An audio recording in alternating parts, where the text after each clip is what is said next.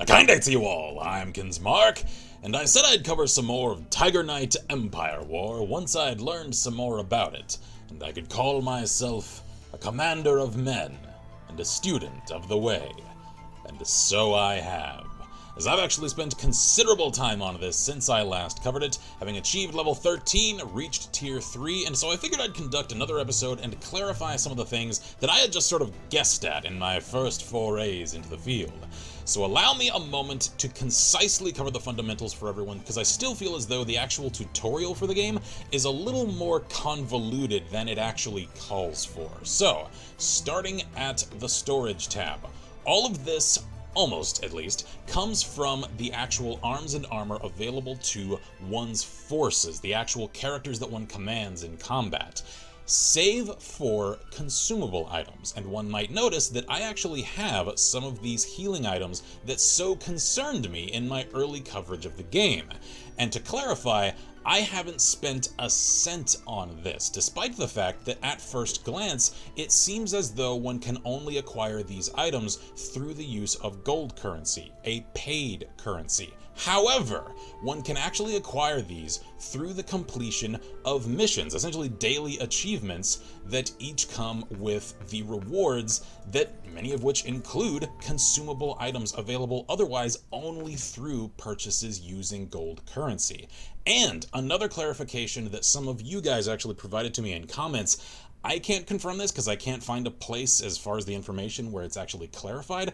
I have had multiple people, however, tell me that those healing items, the fairness as far as their application in PvP that had so concerned me, they are only usable in PvE against AIs. And I hadn't actually known until fairly recently that there even are multiple modes of play in this game. So I've covered command mode so far. There is actually a duel mode that is sort of a misnomer, as it's less a one-on-one as the name might imply, and more of a free-for-all deathmatch sort of mode. And then there's also Epic War, a cinematic cooperative affair amongst multiple players that is actually fairly interesting. I like it. So I haven't the time in a single episode to cover all of these, so for now I'll simply cover a little more of command mode, since that's the mode that I've spent the most time on and that I consider my favorite. So let's move on a little and cover the adjutant a little more.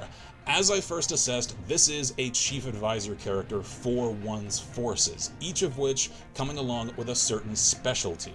And I like it, as it means that one can sort of tailor one's forces using the statistical advantages that adjutants can provide, meaning that one can either hammer on a theme, as I currently am for melee-centric forces, or use the stats provided from an adjutant to sort of level out the disadvantages that forces might have. So, speaking of, on the upgrade tab, one significant lesson that I learned just recently is the fact that one can actually acquire upgrades using more than just the prestige currency of sorts that one accrues through combat. One can actually acquire experience for individual units through using them in combat, and spend that experience to acquire upgrades, and even additional units after them in the tree. And I adore that, because it actually rewards one for using one's favored forces and using them well and acquiring XP for them. However,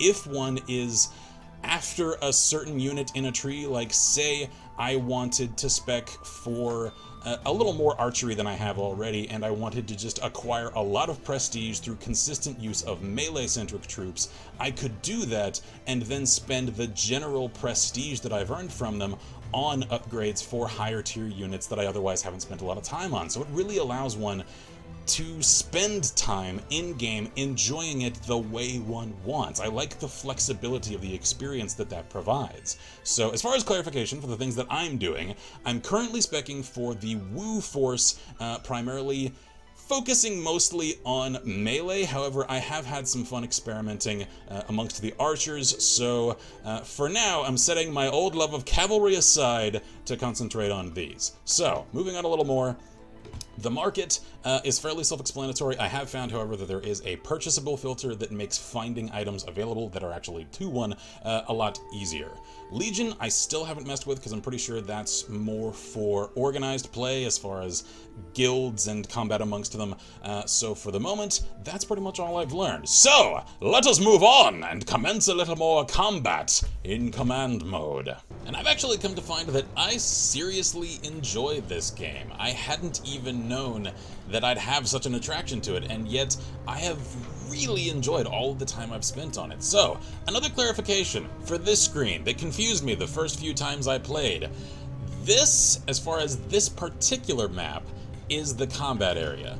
These are my allies. And so one can actually sort of carefully position oneself and actually mark areas that one likes to prioritize for the team to assault or defend and that kind of thing. It just isn't clear at first glance, and so I hadn't any idea how to approach it. Alright, so let's see here. I think this is one of the maps that I only acquired access to after ascending a tier or so, and that seems like a pattern that so far has carried through in the game, in that one acquires access to additional maps as one gains tiers. I assume because some of them are meant for the positioning that higher tier units allow for, especially ranged units and cavalry and that kind of thing. That's just a semi-educated assumption at this stage, however. So, alright, let's focus on the actual combat here, because it seems like I have actually charged ahead of my comrades, because I concentrated on commentary and not on tactics. So, let's get the hell out of there, because this is actually a sour situation. Alright, head for the medical site, because another clarification that I have learned is that the sites that the announcer, I'm trying to think, but I haven't heard him in this session. Maybe they patched him out, because he's a little strange.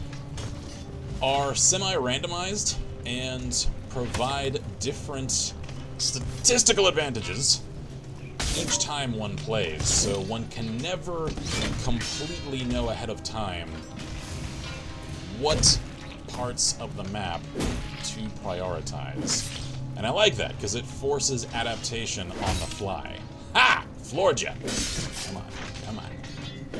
And activate my squad's ability. Some squads have activatable cooldowns. They come in incredibly handy. Like so. Alright, here we go. And something that a few of you already saw in the comments, I just hadn't actually said anything about myself. Hi there, friend. He is aggressive. Is the fact that, especially for polearms, and I think it's pretty much all weapons, it's just for swords, it's a fairly forgiving area, there is a contact zone of sorts along the actual model of the weapon that means should I connect along the shaft of a polearm, it'll do less damage than if the actual edge connects. Oh, this man is absolutely smashing my face in. Alright, cheers and flair play to you. Okay, come on. My men, save me! Continue interrupting him. There we are, yes! Alright, friendlies have arrived. Oh, man. Perhaps I should feel honored to have so many people fighting over me. Apparently not. Alright. I had hoped I might have a somewhat more admirable performance for my first experienced foray into the game. I can't allow that. Now, ego and pride? I'm not allowed such things. So let's swap out one adjutant for another, and at least show off how archery plays. Aha, and I've connected to one of my favorite maps, another that I've only just acquired access to a few days ago. So, let's see how the composition of this team is, because I'd like to actually achieve some semblance of combat victory in this episode, for I think the first time in this series. So let's see, I think I am the only archery unit here, so I should stick to the rear and provide cover fire for some of the melee units, and it looks like they're concentrating more on the southern flank, so I'll follow them and see how this plays out. Alright. I'm still amused at the fact that, and also slightly confused, again, that on some maps one can see the entire combat area on that preview zone. And yet here, as you can see comparing the two, this one is a far larger area than that preview area might indicate. So consistency is a little off there. Alright. Oh, I love this map. Because it's clever, interesting, stimulating to look at. And some of these ships actually sail. Alright. Let's actually switch to archery. And see how many... Oh man, it seems the forces are converging here in the center. Alright, first hit. Alright. Pick my targets. And I can actually issue commands for archery units to change styles as far as melee or ranged combat. Ah, crap. This guy is coming to try and clean up my men. None of that. You are not allowed. Sir, I shall have to teach you a lesson in humility. You cannot take my entire force alone. He isn't alone, though. They're all charging me. The hell is happening here? Get away! Oh, that's because half of our forces ran to the friggin' south. Alright. Fine. Leave me alone. Defend for myself. Oh, hey there. I haven't actually seen anyone come to a consensus as far as fairness for the factions. Because it seems like each of them, at least at the tiers that most people are playing at, are pretty level. They definitely each have their own strengths and expertise, and so one must absolutely adapt strategies to the faction and units one is using. Oh, come on. I swear! It isn't like this, usually. I clean up shop playing on my own. It's the curse of the camera, I say. I am kill once again. Alright, I'll use my Yangzhou sailors that I have actually just completely finished acquiring all of the gear and upgrades for, and I have also seen that this gold change to the unit tab seems to indicate that they're elite units. I haven't any idea of the significance that that actually means statistically, if there is any, or if it's just a matter of prestige, I suppose?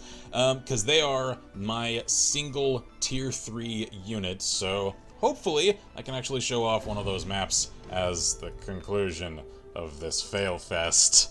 Alright, at least I am mercifully granted that wish. Might I ask for another? That I not get stabbed in the facial region on the field of combat? Perhaps. Maybe. Oh, I forgot how much I liked the audio for this. Because it seems like each map comes replete with its own audio tracks. And I like that, because it gives them each a unique feel. I just like a little more, like, I suppose on this map, because sure, the loading screens come with a little of flavor text and, you know, historical summarization of the actual events that the map is meant to somewhat reference. I don't know, I'd like a little more information. So, cool, communication from the team. Heading to West Catapults. Check. I shall as well.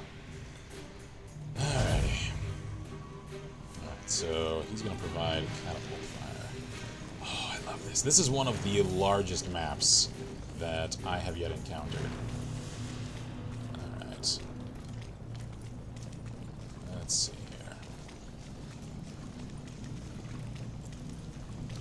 this cover. Challenging, and yet semi-comforting.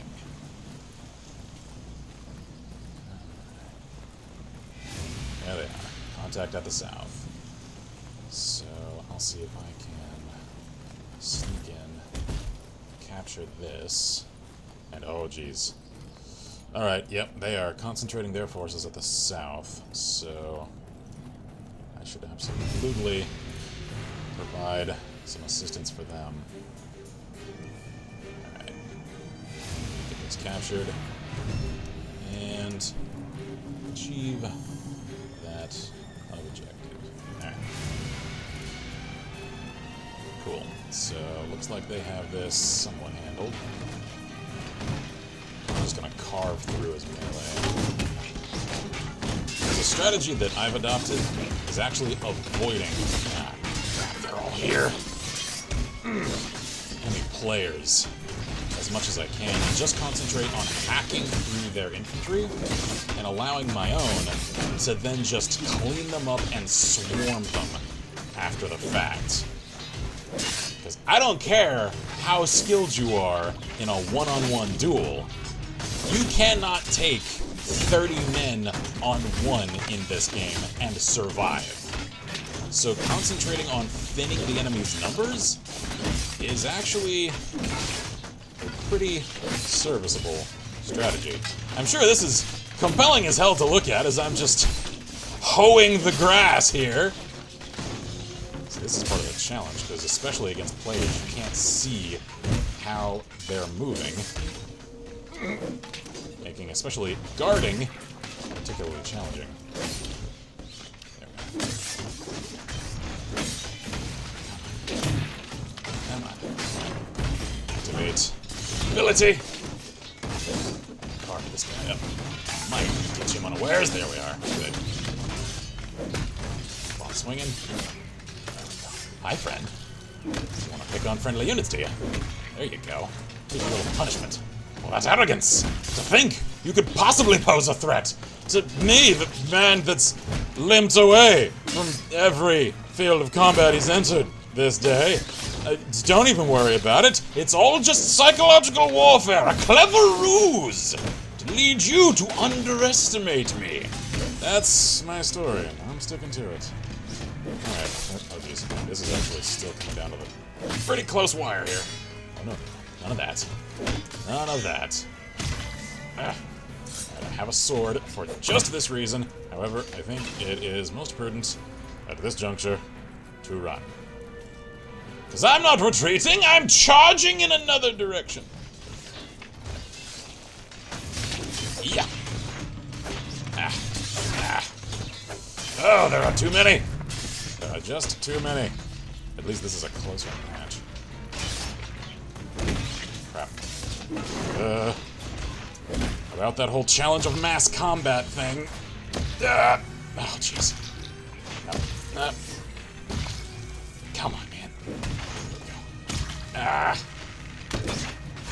How are you so accurate using just overhead swings? I needed that collar and neck and face for all of the things that they're for, honestly. I am so sorry. I had hoped I might actually show how to play this game well. 'Cause I swear I've come to understand more of it. Even if it seems like I'm just a flailing fool. I shall shake it off. I can walk away from this. The only true, permanent, lasting injury that all of these shall give me is a wound to my pride. Because I swear, I have actually performed so much more admirably than this. I have achieved first place on my team many a time. I have. Promise. I felt like a god among men the time I got 7 officer kills. That's the entire enemy player team and several of their adjutants alone. I did that. I haven't on footage. It just wasn't an episode. I swear. I promise. I'm not making this up. I'm in that state where I'm just like, the pressures of the camera for performance, and such is the challenge of the game, because clever players can still... Oh, hey. Alright. Oh. Mega kill! Apparently I just achieved a mission reward. So, that's cool. A little salve on the wound. So I'll leave this episode here. I hope you guys have enjoyed it. I hope I provided a little clarity and insight into the confusing nature of this game. Again, though, I have absolutely enjoyed all the time I've spent on it. I've come to find that I absolutely adore this game more than I ever expected. And I am happy that I've found information that's assuaged some of the concerns that I had, especially pertaining to the fairness of the game. The fact that consumables are only usable in the cooperative PvE mode especially pretty much clears up all concerns that I had of any sort of purchasable advantage, any sort of pay-to-win aspect of the game.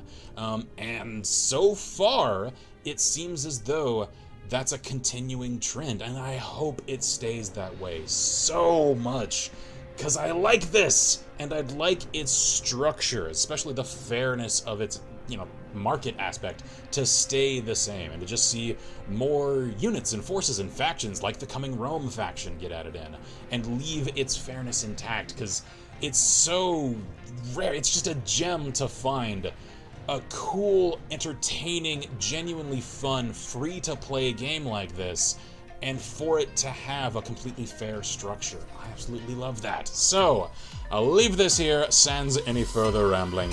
I am Kinsmarck here at Last Quest, and as always, I wish you all good game, and Godspeed.